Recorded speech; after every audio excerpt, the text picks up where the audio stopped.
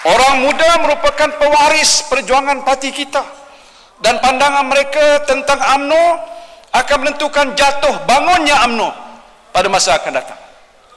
Kita bersetuju dengan hal ini. Jadi saya bertanya kepada mereka, apa persepsi mereka terhadap UMNO ini? Apa aspirasi mereka? Apa harapan mereka?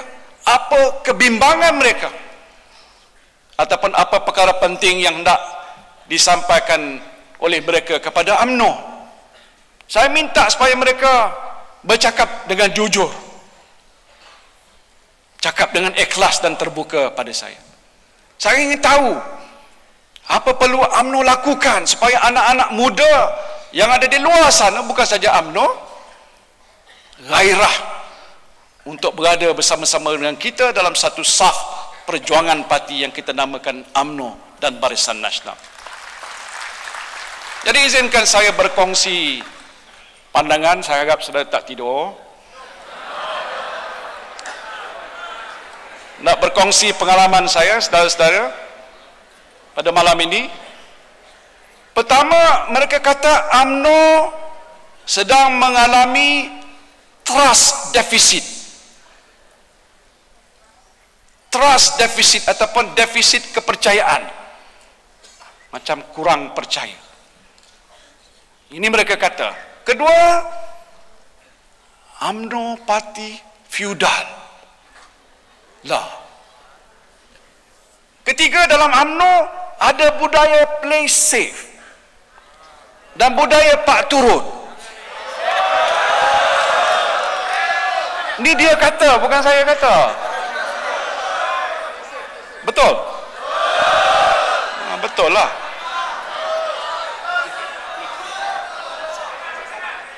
Keempatnya dia kata UMNO dikuasai oleh warlord. Warlordism. Dan kelimanya, apa dia kata? Dia kata UMNO diancam oleh budaya ugut dan budaya tabur.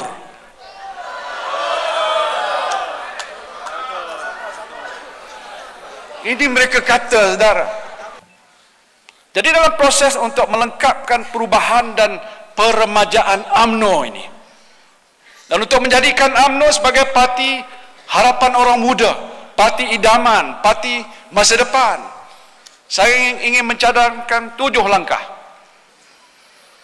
7 perkara. Pertamanya, UMNO perlu melahirkan pemimpin muda yang berwibawa dan menjadi penlaju pemikiran, opinion leader dalam masyarakat. Garap adilisme orang muda ini. Galakkan budaya berfikir dan bersuara dalam UMNO. Pemimpin muda yang ada adilisme, ada wibawa dan berani bersuara perlu diketengahkan untuk menjuari isu-isu rakyat, menjadi jurucakap parti, bukan diketepikan oleh parti. Kedua, UMNO perlu melakukan pencarian bakat. Memang ramai pun bakat. Kita kena talent scout. Kita perlu menyediakan platform untuk orang muda daripada golongan profesional, intelektual, agamawan, aktivis sosial dan lain-lain yang diterima oleh masyarakat untuk bergerak aktif dalam UMNO. Platform ini perlu diwujudkan baik di peringkat pusat, di peringkat negeri ataupun di peringkat bahagian. Contohnya, mereka yang berbakat boleh dilantik ke unit-unit ataupun ke bahagian-bahagian tertentu dalam parti dan diberikan peranan untuk menyumbang kepada parti. Kita juga perlu mengetegahkan mereka yang berbakat dan berkaliber untuk menjadi calon dalam pilihan raya. Ketiganya, wujudkan modul pengkaderan dan pentarbiahan yang tersusun untuk melahirkan lebih ramai pemimpin muda UMNO yang bijak, petah dan tangkas berhujah serta teguh daya rohaninya. Kita perlu membentuk UMNO dengan kalangan ahlinya yang punya kekentalan semangat serta menghayati prinsip dan matlamat perjuangan parti yang sebenar. Beri mereka kekuatan untuk mengolah perjuangan UMNO yang lebih segar dalam konteks cabaran semasa. Jadikan mereka kumpulan pemikir muda di dalam UMNO. Keempat, semarakkan semangat kesukarelawanan melalui program-program bersama rakyat, pecahkan tembok pemisah antara parti dan rakyat, menerusi kerja-kerja sukarela, dekati rakyat, dengar rintihan mereka, fahami masalah mereka, tanya diri kita, berapa ramai daripada kita yang sentiasa mendekati rakyat dan disayangi oleh rakyat. Manfaatkan sepenuhnya teknologi maklumat, khususnya media sosial, untuk sentiasa mendekati dan memenangi hati golongan muda.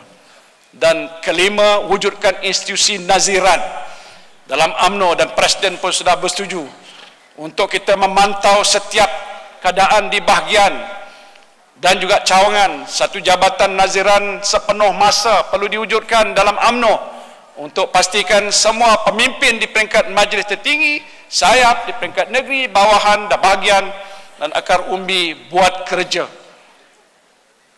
Kita ada beberapa bahagian-bahagian yang kita jadikan tumpuan. Saya dan Presiden Parti pun telah bincang. Beliau berkata beliau akan mengambil masa lebih untuk parti, bukan mana kurang untuk kerajaan. Saya juga akan memberikan masa yang lebih untuk parti. Daripada laporan naziran yang akan dibuat secara independen dikemukakan pada saya dan juga Presiden Parti, mana bahagian yang tak buat kerja kita tahu, mana bahagian yang bermasalah kita tahu. Tetapi bukan kita nak mengambil tindakan dengan sembrono. Kita akan turun, bincang, engage dan tanya bagaimanakah masalah itu nak kita selesaikan segera sebelum kita menghadapi pilihan raya. Kalau tidak dibuat begitu, maka sasaran kita untuk mendapat sejumlah kawasan parlimen yang boleh kita menangi akan menjadi tanda tanya. Jadi itu yang telah pun saya sebutkan tadi. Bahagian ini bertanggungjawab untuk melaporkan pada jawatan kuasa pengurusan UMNO dan Majlis Tertinggi mengenai keberkesanan program-program yang dilaksanakan oleh parti. Keenamnya ialah gerakan revolusi mental yang baru dalam UMNO dan bangsa Melayu seperti yang pernah digarapkan oleh Allahyarham Datuk Senu Abdul Rahman dahulu. Mungkin kita boleh menamakan revolusi mental 2.0. Cernakan idea, pemikiran dan kaedah baru untuk menangani cabaran perubahan zaman dalam bidang ekonomi, politik, agama, hubungan kaum, teknologi dan lain-lain lagi. Seperti mana yang pernah diungkapkan oleh Allahyarham Tun Abdul Razak dalam pendahuluan buku Revolusi Mental, antara sebab kemunduran bangsa Melayu dikatakan oleh beliau ialah pemikiran yang terkebelakang yang disebabkan oleh kekurangan ilmu dan cara hidup yang lama. Dan justru UMNO perlu berani menerajui perubahan pemikiran, budaya dan sikap bangsa Melayu untuk menempa kemajuan di masa akan datang. Dan pada masa yang sama, hadapi dengan bijaksana kemunculan pelbagai tantangan yang cuba untuk menggoyahkan prinsip perjuangan UMNO untuk bangsa Melayu sebagai bangsa teras di Malaysia ini. Yang penting kita jadikan prinsip perjuangan UMNO relevan sepanjang masa. Ketujuhnya ialah bangkitkan gerakan kesedaran nilai undi pilihan raya dalam kalangan masyarakat Melayu. Gerakan pendaftaran pengundi yang baru mesti dibuat dengan lebih bersungguh-sungguh. Jangan buat sambil lewat, jangan buat sekadar melepaskan batuk di tangga, kata orang. Jangan sampai kegagalan kita untuk menambah bilangan pengundi Melayu menyebabkan kaum Melayu yang merupakan kaum majoriti menjadi golongan minoriti dalam pilihan raya. Sasaran gerakan ini wajib dimulai dengan memastikan semua ahli UMNO yang layak mengundi didaftarkan sebagai pengundi.